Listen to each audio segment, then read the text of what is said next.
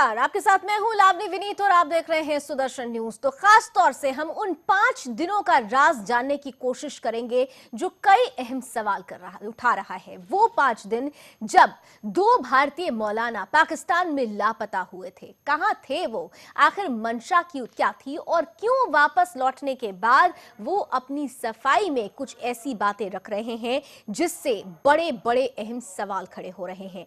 जी हां, 2 भारतीय मौलाना जो अब वतन वापस आ चुके हैं, जिनमें निजामुद्दीन औलिया दरगाह के मुख्य मौलाना आसिफ अली निजामी और उनके भतीजे नाजिम अली निजामी शामिल हैं। दोनों ही पाकिस्तान में 5 दिनों तक लापता रहे, लेकिन अब वो भारत लौट आए हैं। लौटकर उन्होंने जिस तरह से आप बीती सुनाई है, वो आप बीती कई सवाल खड़े कर रही है। सवाल ऐसे हैं जो आज के दौर में प्रासंगिक भी हैं। हर राष्ट्रवादी के जहन में वो सवाल कौंध रहे हैं, क्योंकि मसला राष्ट्र की सुरक्षा से जुड़ा हुआ भी है। हम उन सवालों पर भी गौर फरमाएंगे, उन सवालों के जवाब भी हमारे साथ कुछ मेहमान अब से कुछ ही पलों में जुड़ेंगे, उनके साथ हम की कोशिश करेंगे। लेकिन शुरुआत इस रिपोर्ट के साथ करते हैं।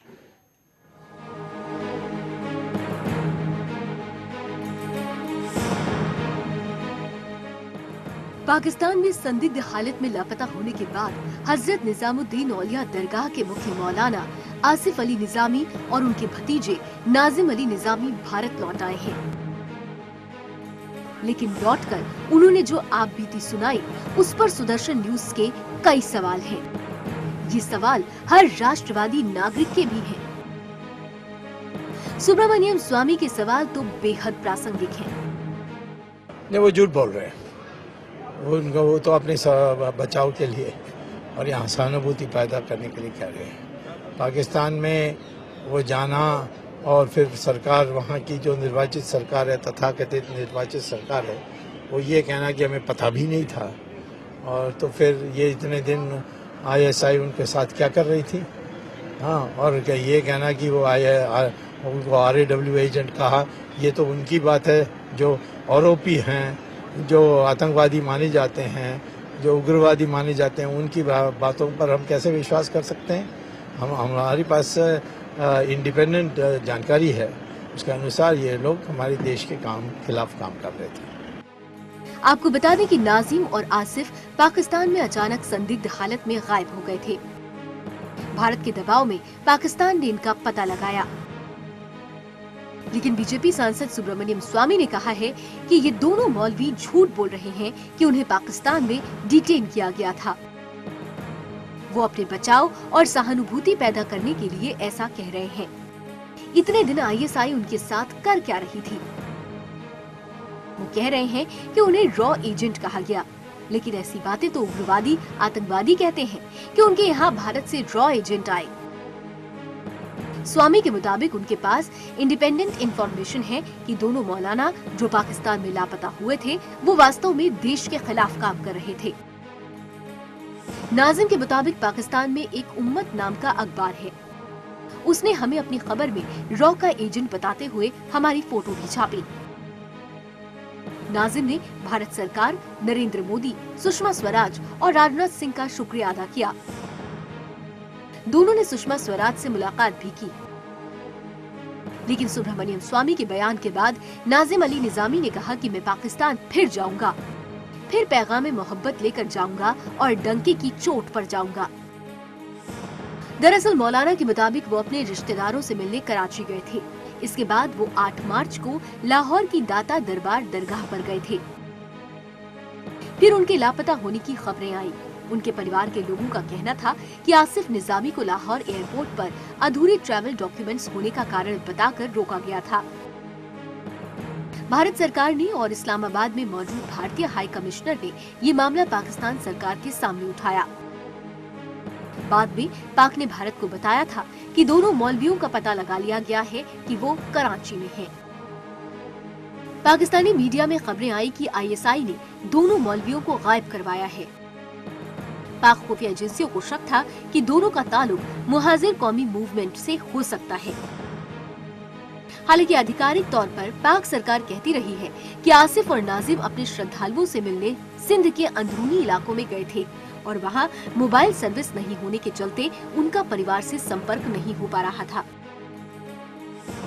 पाकिस्तानी मीडिया या मौलवी चाहे कुछ भी कहे, लेकिन उनका संदिग्ध हालत में लापता होना और फिर अचानक प्रकट हो जाना कई सवाल खड़े करता है, जिसकी गहराई से जांच जरूरी है। सुनील धनखड़ के साथ ब्यूरो रिपोर्ट, सुदर्शन न्यूज। तो दोनों मौलाना ये दावा कर रहे हैं कि पाकिस्तान सरकार ने उन्हें पूछताछ के लिए डिटेन किया था और वहां की यानी पाकिस्तान की मीडिया ने उन्हें एजेंट, भारत का एजेंट करार दिया। लेकिन जो सफाई आ रही है, उन सफाई के बीच में दोनों ही मौलाना ये स्पष्ट नहीं कर पा रहे हैं कि आखिर वो उन 5 दिनों में कहां थे। ये ऐसा संशय है जो सवाल खड़े कर रहा है और सुदर्शन न्यूज भी कुछ खास सवाल आपके बीच रख रहा है। उन सवालों पर जरा गौर फरमाइए। क्या इतनी बड़ी दरगाह के मुख्य मौलवी को पाकिस्तान जाने से पहले भारत सरकार को जानकारी नहीं देनी चाहिए थी? ये सबसे महत्वपूर्ण सवाल है। वहीं दूसरा सवाल कि 5 दिन दरगाह के दोनों मौलवी कहां कहां रुके, क्या किया, कैसे किया, इसकी ठोस जानकारी क्या उन्होंने अब तक सरकार को दी है? दोनों खादिमों ने बाकी मंत्रियों का तो शुक्रिया अदा कर दिया, लेकिन सरकार के मुखिया तो पीएम मोदी हैं, आखिर उनका शुक्रिया क्यों नहीं अदा किया?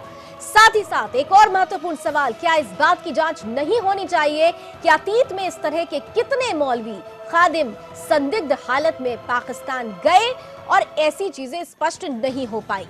दरगाह के मुख्य खादिम गायब हो गए, लेकिन इसकी सूचना केंद्र सरकार ने दी। क्या उनके घर वालों को उनकी चिंता नहीं थी? सवाल यह भी उठता है कि क्या केंद्र सरकार ने मौलवियों का शुक्रिया लेने के अलावा पूरे मामले की जांच की है कि आखिर पर्दे के पीछे का रहस्य है क्या? सवाल यह भी बनता है कि मजहब के नाम पर कितने दरगाह वाले पाकिस्तान जाते हैं, उनकी सूची और जानकारी भी जांच का विषय बनना चाहिए। क्या भारत में दरगाह या मस्जिद नहीं है? दुश्मन देश पाकिस्तान में जियारत के लिए जाना क्या जायज है? ये वो सवाल हैं जिनके जवाब देना जरूरी है, क्योंकि ये सवाल राष्ट्र की सुरक्षा से भी जुड़े हुए हैं। वहीं एक और महत्वपूर्ण बात है जिस पर ध्यान देने की जरूरत है। दरगाह के दोनों मौलवी 8 मार्च को पाकिस्तान गए, लेकिन मौलाना आसिफ पहुंचे कराची एयरपोर्ट, नाजिम पहुंचे लाहौर एयरपोर्ट। नाजिम ने वहां पहुंचकर पाकिस्तान रिश्तेदार को फोन किया कि जांच एजेंसियों ने उन्हें कागजात के नाम पर एयरपोर्ट पर रोक लिया है। पुलिस ने रिश्तेदार को एयरपोर्ट पर तलब किया, लेकिन जब तक रिश्तेदार एयरपोर्ट पहुंचे, नाजिम को पाक पुलिस खुफिया जगह पर ले जा चुकी थी। उसके बाद 5 दिनों तक दोनों संदिग्ध लापता रहे और इन 5 दिनों में उन रिश्तेदार पर भारतीय राजदूत से बात ना करने का दबाव भी बनाया जाता रहा। आखिर क्यों? ये वो सवाल हैं जिनके जवाब हम ढूंढने की कोशिश करेंगे। अगले 1 घंटे में हमारे साथ खास मेहमान जुड़ेंगे, लेकिन इतना जरूर है कि जो सवाल बीजेपी नेता सुब्रमण्यम स्वामी उठा रहे हैं, वो सवाल हर एक राष्ट्रवादी नागरिक जानना चाहेगा, क्योंकि मामला राष्ट्र की सुरक्षा से जुड़ा हुआ है। सुदर्शन न्यूज हर बार ऐसे पहलुओं को उठाता है जो राष्ट्र की सुरक्षा से जुड़ा हुआ है। अगर दोनों मौलाना सच बोल रहे हैं तो इतनी भ्रम की स्थिति पैदा क्यों हुई है? आखिर स्पष्ट रूप से सफाई क्यों नहीं दी जा रही है? सवाल बड़े हैं, इसलिए जवाब भी आना जरूरी है।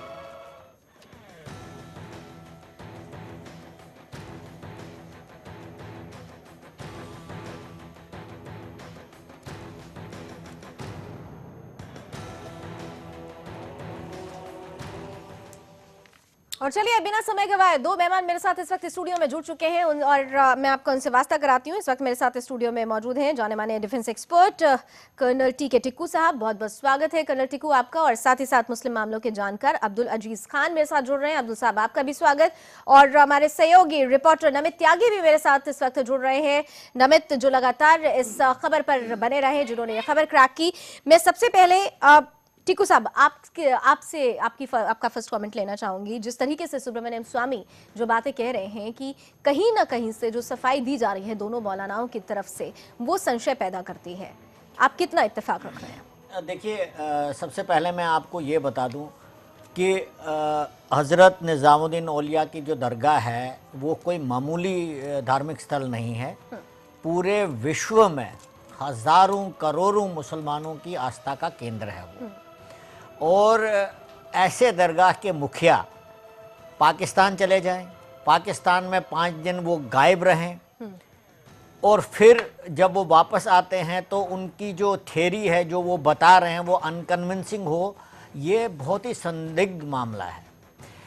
बात ऐसी भी है कि सपोज़ उनके साथ पाकिस्तान के अंदर कुछ हानि हो जाती, फिजिकल हार्म हो जाता उनका, तो हिंदुस्तान में और पूरे विश्व में उन मुसलमानों का जिनकी दरगाह के ऊपर आस्था है, उनमें क्या होता है? क्या ये वायलेंट एक्शन नहीं होता? क्या उनमें रोष पैदा नहीं होता? क्या हम सड़कों पर उनको प्रोटेस्ट करते नहीं देखते?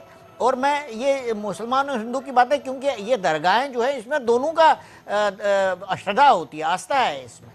तो पहली बात तो ये है कि ऐसे बड़े लोगों का पाकिस्तान में जाना और वहाँ पर गायब होना, ये अपने आप में ही और बहुत ही बड़ी संदिग्ध घटना है और इसकी जानकारी हर लिहाज से होनी चाहिए। बिल्कुल, पहली जांच बात भी तो ये होनी चाहिए और जानकारी भी होनी चाहिए। टीकू साहब, मैं आपके पास आऊँ, इससे पहले एक कमेंट में अब्दुल अजीज साहब का भी लेना चाहूंगी।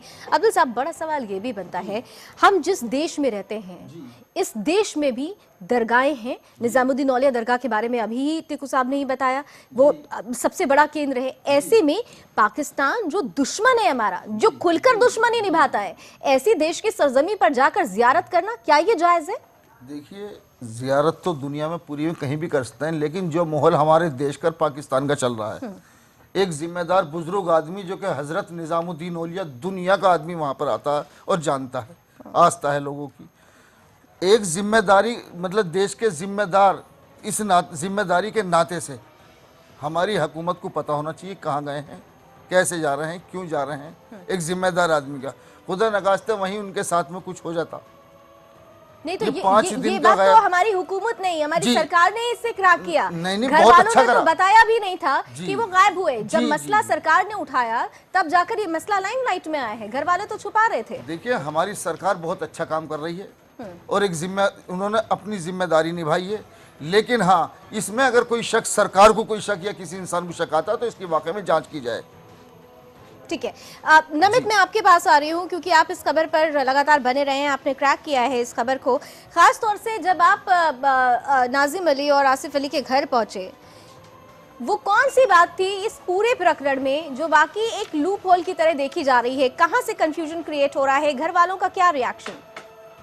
देखिए लावनी, फिलहाल जो है पूरा का पूरा मामला है, इसमें कहीं ना कहीं कई कहानियां जो है वो उलझी हुई सी हमें नजर आ रही है। क्योंकि जब हम इस पूरी खबर को कवर करने के लिए हजरत निजामुद्दीन दरगाह पर पहुंचते हो, दरगाह से बिल्कुल सटा हुआ है जो आसिफ नाजमी है और जो नजीम नाजमी है, जो चाचा भतीजे हैं, इनका घर वहां पर मौजूद है। और घर के अंदर जैसे हम जाते हैं तो वहां पर परिवार वाले जो है उनके बाहर मीडिया को रोक लिया जाता है और उन्होंने कहा, वो बार बार इसी बात को कह रहे थे कि अभी आसिफ अली की जो है तबीयत खराब है, वो बात नहीं कर पाएंगे। लेकिन वहां जो आसिफ नाजमी के जो बेटे थे साजिद, उनसे हमारी बातचीत हुई और उन्होंने मीडिया में जो बयान दिया है उनके मुताबिक जो है आसिफ और नाजिम यानी कि चाचा और भतीजे दोनों ही 6 मार्च को जो है कराची गए थे। 6 मार्च को कराची जाने के बाद एक सप्ताह तक वो कराची में रुके और 13 मार्च को वो फिर दोबारा से दोनों के दोनों लाहौर जाते हैं और 13 और 14 मार्च को लाहौर के अंदर एक बहुत प्रचलित जो दरगाह है वहां पर दर्शन करते हैं। 2 दिन तक यानी कि 13 और 14 मार्च को वो लाहौर में ही रुकते हैं और 15 मार्च को दोनों के दोनों लाहौर एयरपोर्ट पर आते हैं। वहां से उनको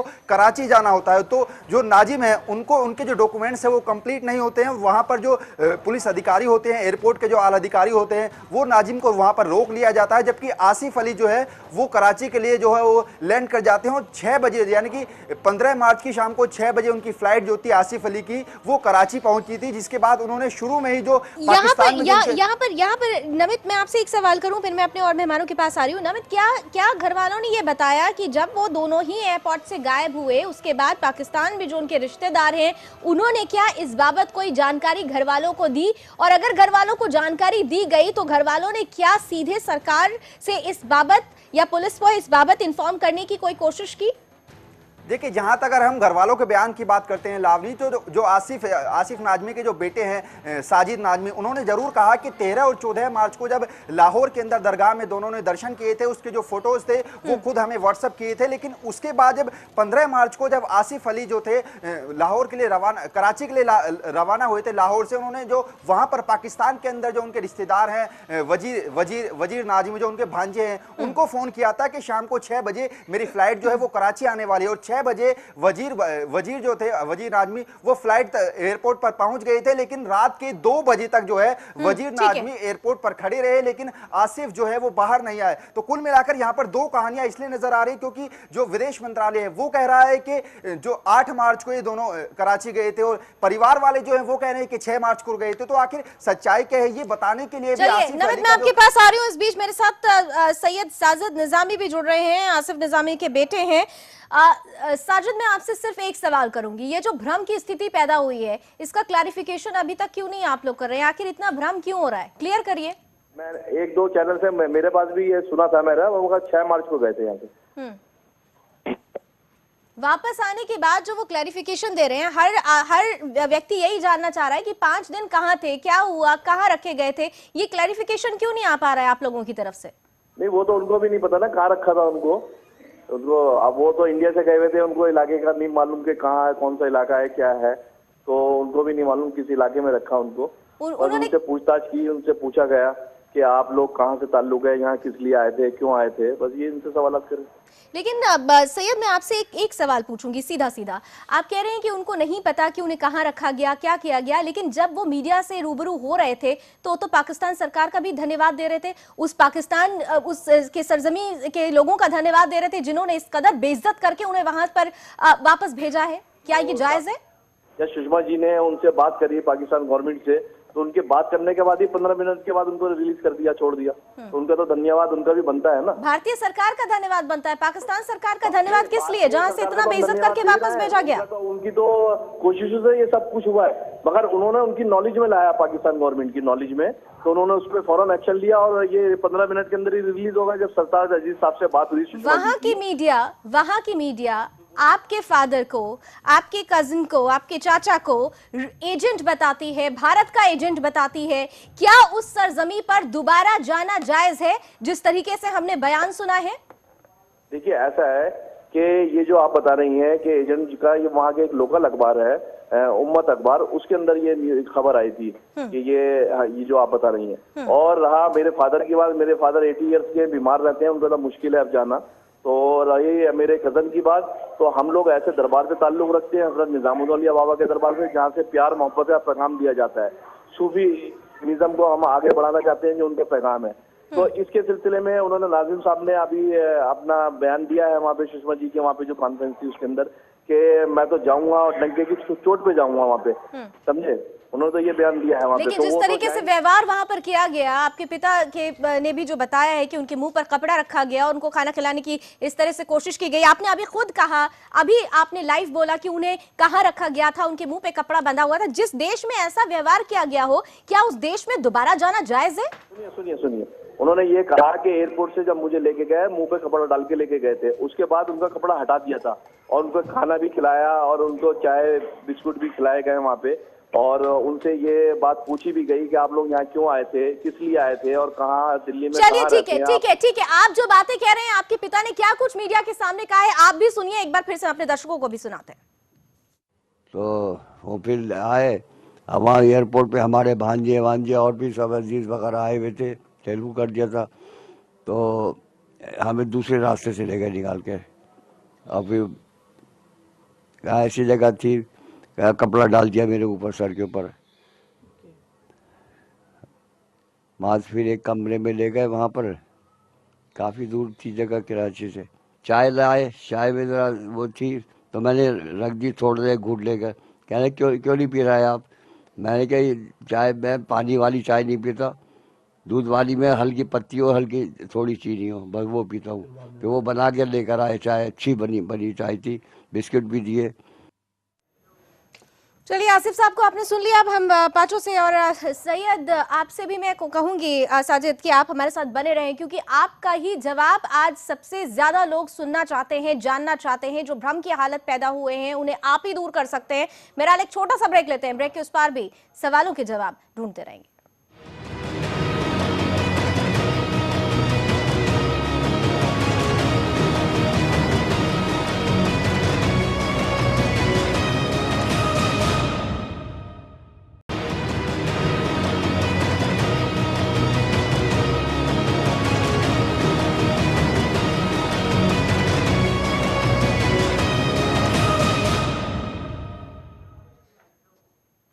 तो पूरा देश मौलवियों के उन 5 दिनों का राज जानना चाहता है जिस पर से अभी पर्दा नहीं उठा है, और क्योंकि ये पर्दा उठना इसलिए भी जरूरी बनता है कि मसला राष्ट्रीय सुरक्षा से भी जुड़ा हुआ है। मैं आगे बढ़ूं उससे पहले मैं आपको बता दूं कि हमारे इस पैनल में एक और खास मेहमान जुड़ चुके हैं। उनका स्वागत करना चाहूंगी। मुस्लिम राष्ट्रीय मंच से हमारे साथ जुड़े हुए हैं हाफिज मोहम्मद साबरीन साहब, बहुत बहुत स्वागत है आपका भी। मैं आपसे भी कॉमेंट लूंगी सर, लेकिन उससे पहले क्योंकि हमारे साथ फोन लाइन पर खुद आसिफ निजामी साहब के बेटे सैयद साजिद निजामी फोन लाइन पर जुड़े हुए हैं, और हमारे रिपोर्टर साजिद साहब, आपको मेरी आवाज पहुंच रही होगी, हमारे रिपोर्टर नमित त्यागी जिनसे आपकी मुलाकात भी हुई होगी, वो आपसे एक खास सवाल करना चाहते हैं। Namit, over to you. Sajid ji, सबसे पहला मेरा सवाल होगा कि आप जिस तरह से कह रहे हैं कि 6 तारीख को जो है आसिफ और नाजिम जो हैं वो दोनों के दोनों कराची गए थे, लेकिन जो फिलहाल जो विदेश मंत्रालय की तरफ से जो खबर आ रही है उसके मुताबिक 8 तारीख को जो है 8 मार्च को दोनों गए थे। तो आप इस बात को पूरी तरीके से क्लियर क्यों नहीं कर रहे हैं? दूसरा सवाल मेरा ये है कि जब आप टूरिज्म वीजा पर किसी दूसरे देश में जाते हैं तो वहां पर आप जिस इलाके में जाते हैं वहां के जो लोकल पुलिस स्टेशन होते हैं, स्थानीय पुलिस स्टेशन होते हैं, वहां पर आपको पहले से जानकारी देनी होती है। लेकिन फिलहाल जो वहां से पाकिस्तान की तरफ से खबर आ रही है, वहां के जो पुलिस अधिकारी हैं उनका ये कहना है कि हमें इस बाबत कोई भी जानकारी नहीं दी गई थी। अच्छा सुनिए, अब मेरी बात, आप बिल्कुल ठीक बोल रहे हैं कि कोई भी वीजा लेके जाता है उसको वहाँ के लोकल पुलिस थाने में जानकारी देनी पड़ती है, मगर ये लोग जो गए थे इनका EPR वीजा था, एग्जेम्प्टेड वीजा, उसमें थाने में जाके जो है वहाँ पे आमद लिखवाने की जरूरत नहीं पड़ती, उसमें उसकी जरूरत नहीं है। ठीक है साहब, मैं इस पर आपका कमेंट चाहूंगी। क्या साजिद साहब जो बात कह रहे हैं वो सही बोल रहे हैं? बिल्कुल, अगर ऐसा एग्जेम्प्टेड है तो उनको पुलिस थाने में जाने की ज़रूरत नहीं है, लेकिन सवाल वो नहीं है कि उन्होंने पुलिस थाने में जाकर रिपोर्ट किया कि नहीं रिपोर्ट किया।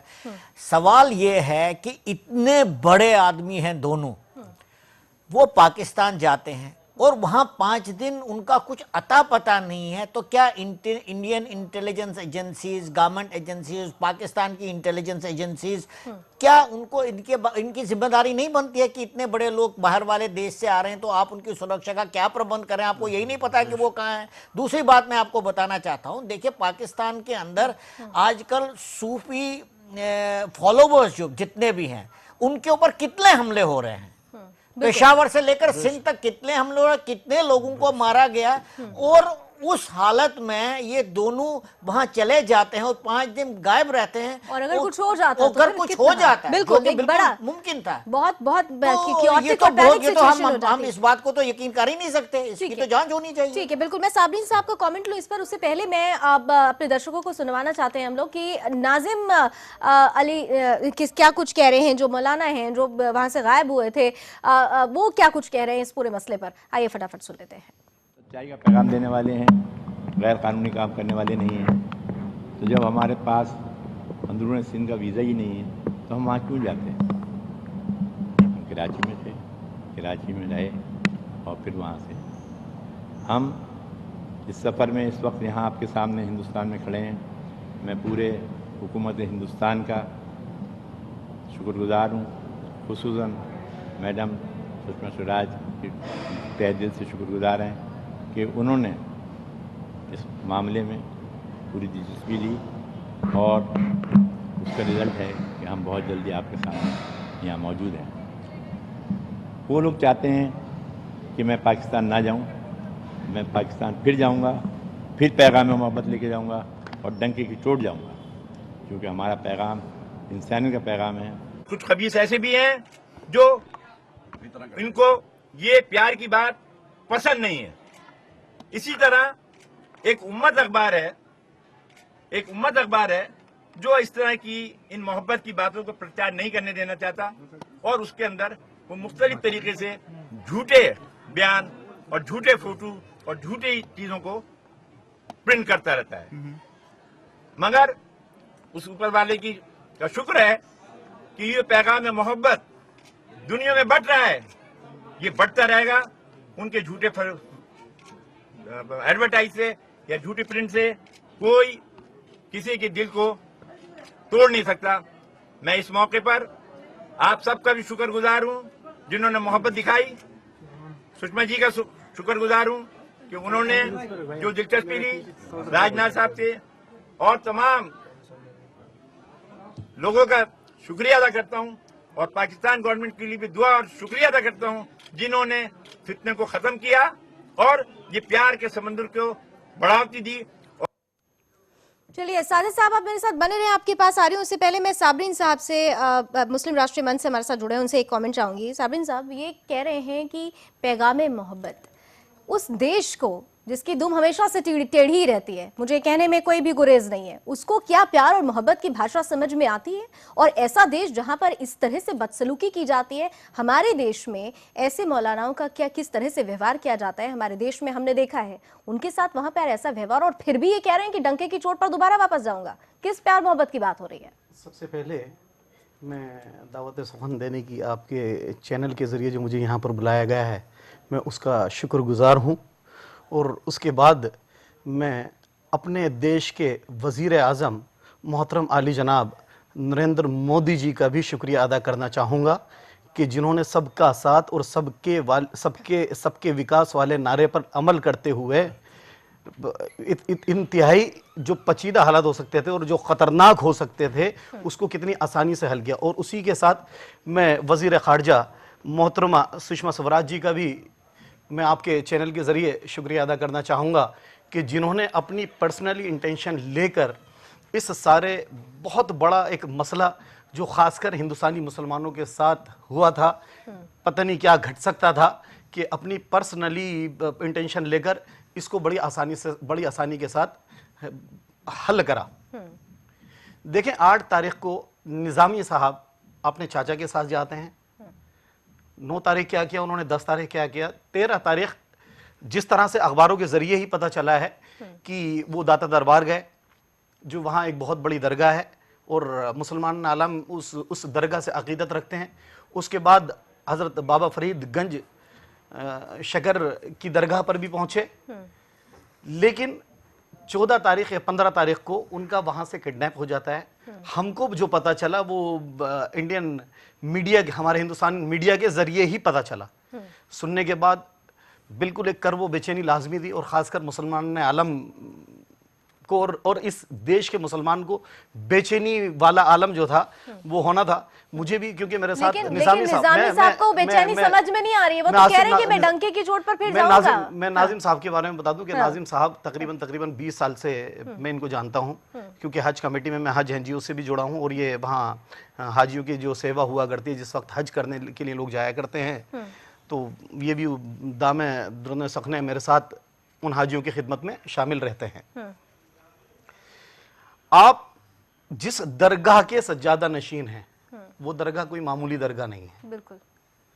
हजरत निज़ामुद्दीन महबूब औलिया रहमतुल्लाह अलैह की दरगाह के आप सज्जादा नशीन हैं, और उस दरगाह से हिंदुस्तान के नहीं बल्कि हिंदुस्तान के बाहर वाले मुसलमानों को भी अकीदत है। तो सबसे पहले कि आप एक आम आदमी नहीं हैं, आप एक खास हो जाते हैं इस दरगाह के जुड़ने की वजह से। साजिद साहब आप ध्यान से सुनिएगा, क्योंकि अगला सवाल मेरा आपसे ही होने वाला है। सुन रहा हूं मैं। आप बहुत खास हो जाते हैं। आप 15 तारीख को आपको जिस तरह से वहां कोई किसी भी एजेंसी ने उठाया, मुंह पर कपड़ा डालकर उठाया, ऐसा नहीं कि आप अननोन पर्सन है, आप कोई जानते नहीं, आपकी शनाख्त नहीं पता, लेकिन 15 के बाद 16 का आपका नहीं पता, 17 का नहीं पता। जिस वक्त पता चलता है मोहतरमा सुषमा स्वराज जी इसके अंदर जब इंटरफेयर करती हैं, तो पता चलता है कि जिस वक्त कल सुषमा स्वराज जी के ज़रिए कल बयान आया कि मेरी बात हो चुकी है और वो दोनों बिल्कुल सही सलामत हैं, तो मुसलमानों ने, आलम ने और ख़ासकर हिंदुस्तान के मुसलमानों ने एक सुकून की सांस ली। लेकिन इसमें सवाल पैदा ये होता है कि हम जिस पाकिस्तान की बात करते हैं उसको हमने बार बार मोहब्बत का पैगाम दिया, चाहे वो अटल बिहारी वाजपेयी जी के जरिए हो, चाहे मोदी जी के जरिए हो, उसके बावजूद वो कहीं मानने वाला नहीं है। बिल्कुल। और जो सलूक आपके साथ किया गया है वो उसमें आपकी ही बेइज्जती नहीं बल्कि तमाम हिंदुस्तान के मुसलमानों की बेइज्जती। बिल्कुल साजिद साहब, इस पर आपको कमेंट चाहूंगी। ये बेइज्जती सिर्फ आसिफ अली निजामी या निजाम अली निजामी साहब की नहीं है, ना माफ कीजिएगा, नाजिम अली निजामी साहब की नहीं है, ये पूरे हिंदुस्तान के मुसलमानों की बेइज्जती है, ये हिंदुस्तान की बेइज्जती है। तो जहां पर अपने देश की इज्जत ना हो, क्या वहां पर डंके की चोट पर जाने की बात कहना जायज है? क्या एक राष्ट्रवादी, अगर आप अपने राष्ट्र से प्यार करते हैं, आप इसे एक्सेप्ट करेंगे? जैसे अभी मेरे भाई ने कहा कि वो दुनिया की और हिंदुस्तान की हमारी व्यवस्था की है हजरत निजामुद्दीन औलिया रहमतुल्लाह अलैह के दरबार से, और सूफियों का पैगाम ही ये रहा है कोई आके आप अगर कोई आपके रास्ते में कांटे बिछाए तो आप उसके रास्ते में फूल बिछा दो, और कोई आपके एक गाल पे थप्पड़ मारे तो दूसरा गाल भी आगे कर दो। तो यही पाकिस्तान को क्या ये भाषा समझ में आती है? साजिद साहब, पाकिस्तान को क्या ये भाषा समझ में आती है? पाकिस्तान के लिए तो हम कहेंगे कि वो लातों के भूत हैं, बातों से नहीं समझते। समझ में नहीं आती हो, मगर वहाँ के आवाम के तो समझ में आती है ना। हम तो वहाँ पे मोहब्बत का पैगाम लेने जाते हैं, देने जाते हैं। वहाँ के लोग भी यहाँ दरगाहों पे आते हैं, यहाँ के लोग भी वहाँ दरगाहों पे जाते हैं। साजिद साहब जो समझाने की कोशिश कर रहे हैं, अब्दुल अजीज साहब मेरे साथ जुड़े हुए हैं, वो साजिद साहब जो बात समझाने की कोशिश कर रहे हैं, आप कितना इत्तेफाक रख रहे हैं? देखिए, ये आप साजिद साहब, आप एक बात नहीं समझ रहे जी। देखिए, फूल बिछाना, कांटे हटाना, मोहब्बत का पैगाम देना लेना, ये सब ठीक है, लेकिन माहौल हमारे देश का पाकिस्तान से क्या माहौल चल रहा है जी। और एक हमारे देश के गद्दी नशीन बुजुर्ग जिम्मेदार इंसान 4 दिन 5 दिन 3 दिन गायब हो जाते हैं, जिनका कोई अता पता नहीं जी। तो आप क्या समझ रहे हैं? ये आप ही को इसका फिक्र था? जी नहीं, पूरे हिंदुस्तान के लोगों को फिक्र था, इसमें सब लोग शामिल हैं। मुस्लिम को हमारे नहीं, हिंदू भाई भी, मुसलमान भाई भी, सिख भाई भी, सब लोग इसमें शामिल है। हजरत निजामुद्दीन की दरगाहों को और सूफियों को हर मजहब का इंसान मानता है। बिल्कुल बिल्कुल। तो ये भी नहीं कह सकते जो कि खाली हमारे देश के मुसलमानों को दुख था, सभी को दुख था इस चीज का। साजिद साहब, इतनी तवज्जो दी गई। बिल्कुल साजिद साहब, सुब्रमण्यम स्वामी जो हैं वो सीधे तौर पर कह रहे हैं कि शंका है, शंका पैदा हो रही है, कहीं ना कहीं से कुछ गड़बड़ है। नहीं, शंका उनको जो पैदा हो रही है ना, वो जो अखबार में वहाँ के न्यूज आई थी, तो उसी की वजह से उनको भी शंका पैदा हो रही होगी। नहीं, तो इसका क्लैरिफिकेशन करना तो आप लोग की जिम्मेदारी है ना। वो कह रहे हैं कि हमारी इंडिपेंडेंट इंफॉर्मेशन है कि कहीं ना कहीं से देश विरोधी गतिविधियों में शामिल भी हो सकते हैं, ये उनका कहना है। ये इंडिपेंडेंट इंफॉर्मेशन की बात कर रहे हैं। वो जो अखबार जो है एक झूठा अखबार है वहाँ का लोकल। कल मेरी एक मीडिया वाले से बात हुई थी, मेरे पास कॉल आई थी पाकिस्तान की, तो उन्होंने मुझे सबसे पहले ये न्यूज बताई थी कि ऐसे ऐसे अखबार में आया है, मगर हम उस पर यकीन नहीं करते। वो मीडिया वाला पाकिस्तान ठीक है, नमित मैं आ रही हूँ, टीकू साहब आपके पास आ रही हूँ। नमित, साजिद जो क्लैरिफिकेशन दे रहे हैं, कितनी सच्चाई है उसमें? साजिद जी, आप एक बात बताइए, जिस देश के अंदर आपके पिताजी के ऊपर काला कपड़ा लगाकर ले जाया जाता है, वहीं का जो लोकल अखबार है आपको रो का एजेंट बताता है, और आप उसी पाकिस्तान देश में जाने की दोबारा बात कहते हैं, तो मेरे तो अपना पर्सनल, मैं अपना बता रहा हूँ कि मेरी तो ख्वाहिश नहीं है जाने की पाकिस्तान। मैं अपना आपके बता रहा हूं। पिताजी ने जो बयान दिया है वो खुद कह रहे हैं कि हम दोबारा जाना चाहते हैं और डंके की चोट पर जाएंगे। जिस देश के अंदर आपके मुंह पर काला कपड़ा लपेटा जाता है, लाहौर एयरपोर्ट से आपको फिर ले जाया जाता है, दूसरी तरफ वहां के जो लोकल अखबार हैं वो आपको रो का एजेंट बताते हैं, तो आपको किस तर्क पर दोबारा जाना चाह रहे हैं? जो लोग ये जाते हैं, जो लोग ये चाहते हैं जो ये सूफियों का पैगाम आगे नहीं बढ़े और वो लोग इस पैगाम को लोगों तक नहीं पहुंचाएं, तो वो तो और खुश होंगे ना इससे। ठीक है नमित आ रही हूँ मैं आपके पास। साजिद साहब आप भी मेरे साथ बने रहे। टीकू साहब, एक बहुत अहम मसला अब ये भी उठ खड़ा हुआ है। आज ये मसला इसलिए खड़ा हुआ क्योंकि 2 मौलाना अचानक से लापता होते हैं। इंडियन गवर्नमेंट की तरफ से ये मसला उठाया जाता है, इंडियन मीडिया में आता है और ये खुलासा हुआ। लेकिन आपको नहीं लगता कि ऐसी चीज़ों का, इस प्रकरण को ध्यान में रखते हुए बीते इतिहास को भी खंगालना चाहिए कि कितने ऐसे केसेस हुए हैं जिसमें मौलवी और खादिम संदिग्ध हालत में पाकिस्तान गए, और कहीं ना कहीं से अगर राष्ट्र विरोधी गतिविधियों की बात हो रही है, अगर ये सवाल उठ रहा है, तो उस अगर का जवाब तो निकलना चाहिए ना।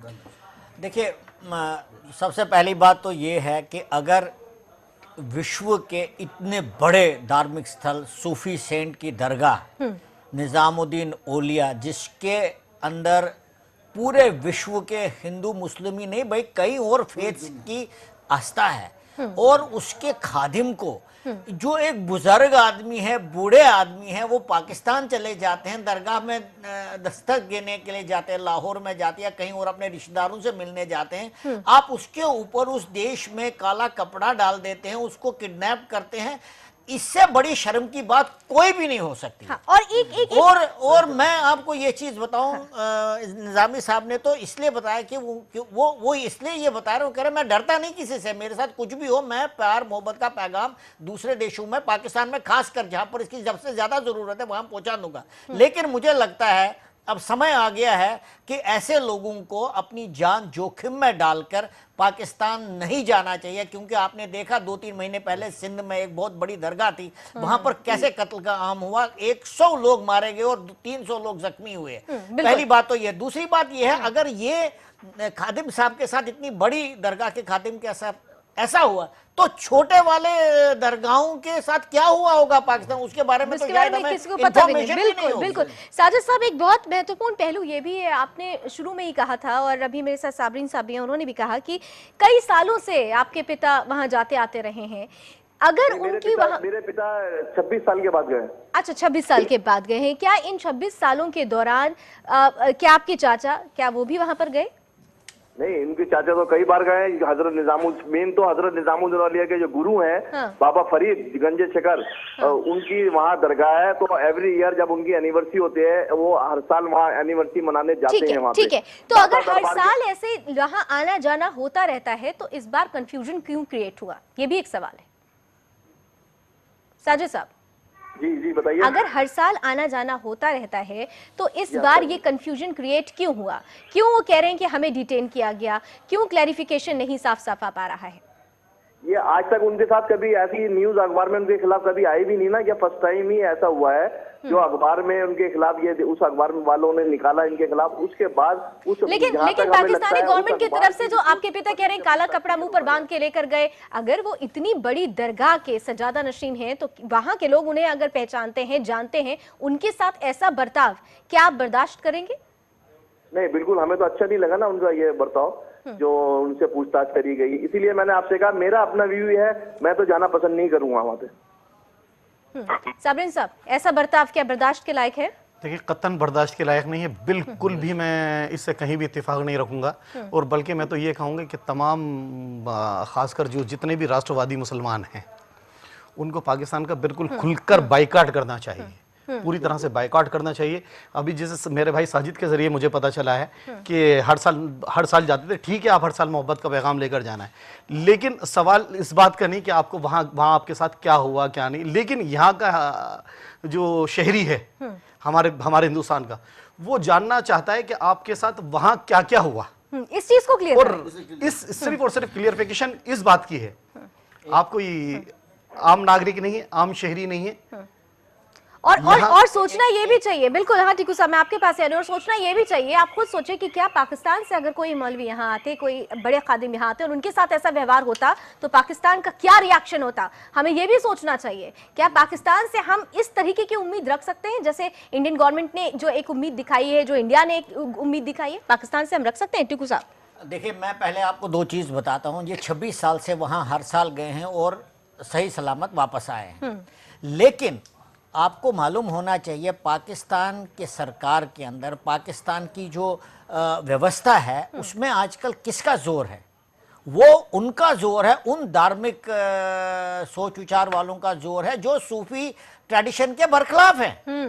तो जो सूफी ट्रेडिशन के बरखिलाफ हैं और जिनको अब इंटरनेशनल दबाव के नीचे उनको हाउस अरेस्ट किया हुआ है, लेकिन वो तो घूम रहे हैं खुला। उनका पाकिस्तान की सरकार पर इतना ज्यादा दबाव है कि ऐसे बुजुर्ग व्यक्ति को उन्होंने 5 दिन गायब किया। तो पॉइंट ये है कि क्या इनको इतना बड़ा रिस्क लेना चाहिए? मैं तो चाहता हूं उनको नहीं जाना चाहिए। साजिद साहब, ये बहुत इंपॉर्टेंट पॉइंट है। आप जिस सूफियाना आप माहौल की बात कर रहे थे, बिल्कुल मैं सीधे बोल देती हूँ, टिकू साहब ने तो उनका नाम नहीं लिया, उस तरीके की आतंकवादी संगठनों का नाम नहीं लिया। मैं तो हाफिज सईद जैसे लोगों का नाम लेती हूँ, मैं तो सलाउद्दीन का नाम लेती हूँ, जिनकी ही सरपरस्ती में पाकिस्तानी गवर्नमेंट चलती है। पाकिस्तानी गवर्नमेंट तो कठपुतली है, उसकी खुद की कोई हैसियत नहीं है कि वो सरकार चला सके। तो ऐसे हालात में क्या आपके पिता का या आपके चाचा का वहां जाना सही है? नहीं, मेरे पिता तो वैसे भी नहीं जाएंगे, इतने एजिड है। मैं अपनी बात कर सकता हूँ कि मेरा तो कोई अंदर से बिल्कुल दिल नहीं है वहां जाने का। बाद वो गए, क्या इस माहौल को लेकर कोई बातचीत आप लोगों के बीच में हुई कि ऐसे माहौल में तो नहीं जाना चाहिए? नहीं, अभी उनसे कोई ऐसी बातचीत नहीं हुई है, क्योंकि अभी वो थके हुए हैं। जाने से पहले साजिद साहब, जाने से पहले कोई बातचीत नहीं? जाने से पहले तो वो तो बहुत एक्साइट थे कि मैं बाबा फरीद गंजे शकर की दरगाह पे जाऊंगा, दाता दरबार जाऊंगा, और 90 ईयर्स की उनकी बहन है, तो 26 साल के बाद अब पहली बार जा रहा हूं, तो उनसे मिलूंगा मैं जाके। तो बड़े खुश थे वो जाने से पहले। चलिए, वो खुश थे, लेकिन आप देखिए कि खुशी उनकी खुशी थी, लेकिन यहाँ पर क्या हालत हुए आप भी देख रहे हैं। अब्दुल साहब देख ली उन्होंने, और वो भी कमजोर हो गए हैं काफी पहले से। अब्दुल साहब के पास आ रहे हो। अब्दुल अजीज खान साहब, मैं पहला सवाल मेरा आपसे था, और मैं दोबारा, क्योंकि अब कार्यक्रम खत्म हो रहा है, लेकिन मैं फिर से वही एक सवाल करूंगी। वो सवाल महत्वपूर्ण भी है, हालांकि कई लोगों को ये सवाल शायद अखर जाए, लेकिन मैं सवाल करूंगी वही कि अगर हमें ये पता है कि एक ऐसा देश जो सीधे तौर पर हमें सिर्फ परेशानी देने के लिए ही बना है, एक ऐसा देश जिसने हमें ऐसे ऐसे जख्म दिए हैं जिसका जवाब सीधा है कि लातों के भूत बातों से नहीं मानने वाले, वो लात से ही मानेंगे, सीधे सीधे मैं कह रही हूं। क्या उस देश में जियारत करने जाना चाहिए? आने वाले लोगों, आने वाले समय के लिए क्या नजीर होनी चाहिए? उस देश को बिल्कुल बाइकाट कर देना चाहिए। बहुत शर्म की बात है, समझ, एक यहाँ से बुजुर्ग जाता है, इतनी बड़ी हस्ती जाती है, एक जिम्मेदार जाता है, उनको ये पता नहीं उनको किडनैप कर लिया जाता। ये तो बहुत पूरे देश की क्या, पूरी दुनिया के मुसलमानों की बेइज्जती है।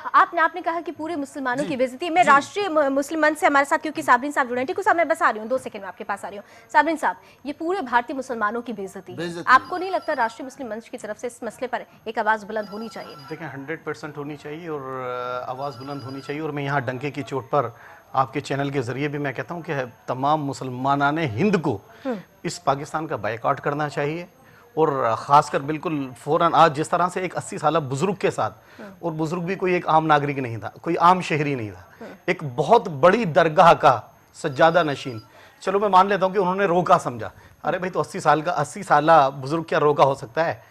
ये भी मान लिया। साहब, अगर आवाज बुलंद होती है, भारतीय मुस्लिम इस मसले के खिलाफ आवाज उठाता है, क्या आप उनके साथ खड़े होंगे?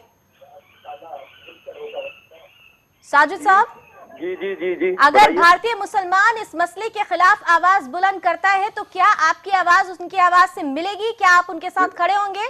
बिल्कुल खड़े होंगे उनके साथ, कोई गलत आवाज नहीं उठा रहा है वो। और अपने चाचा को कैसे संभालेंगे आप, जो कह रहे हैं कि डंके की चोट पर दोबारा जाऊंगा? नहीं, वो तो अभी देखिए आए हैं वहां से, तो वहां से अब उन लोगों ने, जिसने भी उनको पूछताछ के लिए बिठाया था, कैसे थे, क्या था, अभी इस बारे में भी उनसे बात क्या किसी तरह का कोई प्रेशर तो नहीं है? समझ में आ जाएगी। किसी तरह का कोई प्रेशर तो नहीं है, कोई दबाव तो नहीं है? आप लोग घर पर हैं? आज तो वो आए हैं, बहुत थके हुए हैं, अब वो भी सो गए जाके आराम करने के लिए। टिकू साहब, चलते चलते आपसे लास्ट मैं सिर्फ आपको एक चीज, क्योंकि हमारी याददाश्त बहुत छोटी होती है, हम भूल जाते हैं एकदम से। पाकिस्तान में जो मजहबी कट्टरवाद है, कट्टरपंथी की सोच विचार है, वो इतनी जबरदस्त है, हम भूल जाते हैं कि 1993 में कश्मीर का जो बहुत बड़े सूफी है, बहुत ही बड़े सूफी, जिसको शेख आलम बोलते हैं, नूरुद्दीन नूरानी, उनकी दरगाह है चराजा शरीफ में। वो इतने बड़े आदमी हैं कि हिंदू हो, मुसलमान हो, कोई भी हो, वो उधर इतनी ज़बरदस्त आस्था थी उस दरगाह में, अभी भी है। कश्मीरी पंडित जो थे उनको नुंद ऋषि कहते थे, और मुसलमान उनको नूरुद्दीन नूरानी के नाम से बुलाते थे, ज़ैनुलाब्दीन के टाइम में।